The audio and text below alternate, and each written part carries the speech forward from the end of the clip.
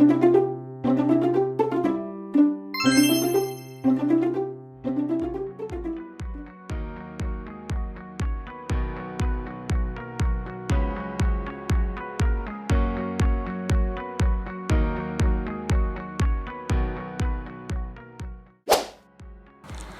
sih aplikasi teknologi dan komunikasi perkantoran? Aplikasi dalam teknologi komunikasi perkantoran adalah perangkat lunak yang digunakan untuk memfasilitasi, mempercepat, dan meningkatkan efektivitas komunikasi dalam lingkungan kerja. Aplikasi ini membantu dalam berbagai aspek komunikasi seperti pertukaran informasi, kolaborasi tim, pengelolaan dokumen, hingga pertemuan virtual. Aplikasi ini biasanya berbasis cloud atau desktop dan dapat mencakup berbagai fungsi seperti email, pesan instan, video conference, manajemen tugas, serta penyimpanan dan berbagi dokumen. Dengan adanya aplikasi komunikasi perkantoran, koordinasi antar karyawan dan produktivitas kerja menjadi lebih optimal, terutama dalam era digital dan kerja jarak jauh. Selanjutnya, manfaat dan tujuan dari aplikasi teknologi dan komunikasi perkantoran. Yang pertama, manfaat aplikasi teknologi dan komunikasi perkantoran yaitu meningkatkan efisiensi dan produktivitas, meningkatkan kualitas tenaga kerja, memudahkan akses dan pengelolaan data, meningkatkan keamanan data, mempercepat alur kerja, dan penyederhanaan prosedur. Yang kedua, tujuan aplikasi teknologi dan komunikasi perkantoran yaitu otomatisasi tugas rutin dan meningkatkan kolaborasi, mempercepat dan mempermudah komunikasi, mendukung pengambilan keputusan strategis, dan mendukung transformasi digital. Apa itu open source dan closed source? Yang pertama ada open source. Open source adalah perangkat lunak atau proyek yang kode sumbernya tersedia untuk umum, dapat diakses, dimodifikasi, dan didistribusikan secara bebas oleh siapapun. Contoh populer dari perangkat lunak open source adalah Linux, Firefox, dan Nextcloud. Selanjutnya ada closed source. Closed source atau perangkat lunak berpemilik adalah perangkat lunak yang kode sumbernya tidak tersedia untuk umum, biasanya dimiliki dan dikelola oleh perusahaan atau individu tertentu. Contoh closed source adalah Microsoft Windows, Adobe Photoshop, dan Zoom. Aplikasi perkantoran. Ada banyak sekali aplikasi yang dapat digunakan untuk membantu menunjang kegiatan administrasi perkantoran. Yang pertama ada Microsoft Word. Microsoft Word adalah program pengolahan kata yang digunakan untuk membuat, mengedit, memformat, dan mencetak dokumen seperti surat, laporan, proposal, dan berbagai dokumen lainnya. Nah, Word adalah bagian dari paket Microsoft Office yang sangat umum digunakan di lingkungan kerja. Tools dari Microsoft Word ini ada Home atau beranda yang berisi font dan paragraf, clipboard, dan style. Lalu ada Insert atau sisipkan yang berisi tabel, pictures and icon, lalu ada header, footer, dan page number. Lalu ada layout atau tata letak yang berisi margins, orientation, size, dan columns. Lalu ada reference yang berisi table of contents, footnote, endnotes, citation, dan bibliografi. Lalu ada review yang berisi spelling and grammar, lalu ada track change, dan comments. Lalu yang terakhir ada view atau tampilan yang berisi read mode, zoom, dan navigation pane. Yang kedua ada Microsoft Excel. Microsoft Excel adalah program spreadsheet atau lembar kerja elektronik yang digunakan untuk mengelola, menganalisis, dan memvisualisasikan data dalam bentuk tabel. Nah, tools apa saja sih yang terdapat dalam Microsoft Excel? Yang pertama ada Home, yang berisi font dan alignment, lalu ada number format, conditional formatting, dan sort dan filter.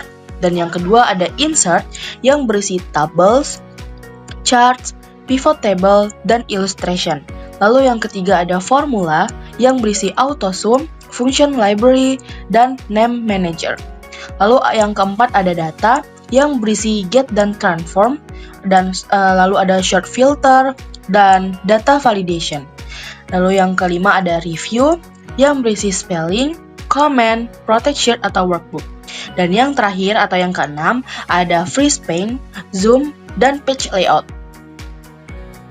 Yang ketiga ada Microsoft PowerPoint. Microsoft PowerPoint adalah program presentasi yang digunakan untuk membuat slideshow berisi teks, gambar, grafik, dan multimedia. Tools yang terdapat dalam Microsoft PowerPoint itu ada Home, yang berisi slide, font dan paragraf, drawing dan arrange. Lalu ada Insert, yang berisi tabel, pictures, shapes, icons, charts, text box, dan word art, dan video audio. Lalu Smart Art. Lalu ada Design, yang berisi themes dan varian. Lalu ada Slide Size, format, dan background. Lalu ada Transition yang berfungsi memberikan efek perpindahan antara slide. Lalu ada Animation yang berfungsi memberi animasi dan tipe animasi. Lalu ada Slideshow yang berisi From Beginning atau Current Slide, Presenter View, Setup Slideshow. Lalu ada Review yang berisi spelling dan comments. Lalu ada View yang berisi Normal, Slide Sorter, Reading View, Notepen, dan Zoom. Yang keempat ada Microsoft Outlook. Microsoft Outlook adalah aplikasi manajemen email profesional yang juga memiliki fitur kalender, jadwal rapat, daftar tugas, dan kontak. Terus yang terdapat dari Microsoft Outlook ini ada email yang berisi inbox, send, draft, junk, trash, rules, kategori dan flag, search, focus inbox, dan attachment. Lalu ada kalender yang berisi menjadwalkan, new appointment, meeting invitation, reminders, dan share calendar. Lalu ada people yang berisi contact card, group, signs with organization. Lalu ada tasks yang berfungsi mencatat to-do list, new tasks, flags email as tasks, lalu progress tracker. Lalu ada notes yang berfungsi sebagai memberikan catatan singkat untuk keperluan pribadi seperti reminder cepat, ide, dan lain-lain. Yang terakhir ada Microsoft OneNote. Microsoft OneNote adalah aplikasi pencatatan digital yang memungkinkan menulis catatan, menyisipkan gambar, merekam audio, menggambar bebas, dan mengatur informasi dalam format yang fleksibel dan mudah dicari. Tools yang terdapat di Microsoft OneNote ini ada Home yang berisi basic text, ada text, email page. Lalu ada Insert yang berisi file attachment atau printout. Lalu ada Pictures, links, tables, audio dan video recording, dan meeting details. Lalu ada Draw yang berisi pens, highlighters, dan shapes. Lalu ada View yang berisi page color dan rule lines, dan Dock to Desktop. Selanjutnya, aplikasi komunikasi perkantoran. Yang pertama, Microsoft Teams. Microsoft Teams merupakan aplikasi kolaborasi dan komunikasi tim berbasis cloud dari Microsoft yang memungkinkan tim bekerja bersama secara real-time. Teams menyatukan chat, video meeting, panggilan, berbagi file, dan integrasi aplikasi dalam satu platform. Untuk tools yang ada dalam Microsoft Teams, yaitu pertama ada Teams and Channel, yang kedua chat, yang ketiga meeting and video calls, selanjutnya kalender dengan terhubung dengan Outlook, file, dan aplikasi and integration, dan terakhir ada activity feed. Selanjutnya Zoom Meeting. Zoom adalah aplikasi konferensi video yang memungkinkan pengguna untuk melakukan rapat online, webinar, panggilan video, dan kolaborasi jarak jauh. Zoom banyak digunakan di lingkungan kerja hybrid dan remote karena mudah digunakan dan mendukung berbagai perangkat. Untuk tools yang ada di dalam aplikasi Zoom yaitu meeting, video dan audio control, screen sharing, chat, breakout rooms, recording, polling, reaction and raise hand, whiteboard, dan security features. Penyimpan data perkantoran. Alat penyimpanan data perkantoran dapat dibagi menjadi beberapa kategori berdasarkan jenis dan fungsinya. Untuk pertama yaitu penyimpanan fisik ataupun offline. Yang pertama ada hard disk eksternal dengan kapasitas besar untuk backup dan penyimpanan data sementara. Selanjutnya ada flash drive atau USB yang praktis untuk menyimpan dan mentransfer file dalam jumlah kecil. Yang kedua ada penyimpanan cloud ataupun secara online. Ada Google Drive dengan gratis hingga 15 GB, cocok untuk kolaborasi dan penyimpanan dokumen. Selanjutnya ada OneDrive yang terintegrasi dengan Microsoft Office yang ideal untuk perkantoran. Fitur-fitur yang ada di aplikasi Google Drive dan OneDrive.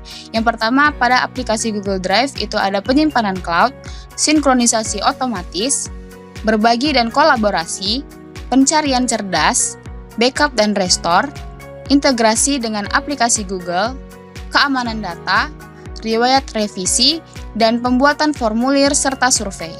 Untuk fitur pada OneDrive itu ada penyimpanan cloud, sinkronisasi otomatis, berbagi dan kolaborasi, pencarian cerdas, keamanan data, pencadangan dan pemulihan file versi file sebelumnya, integrasi dengan aplikasi Microsoft, dan pembuatan dan penyimpanan otomatis di cloud.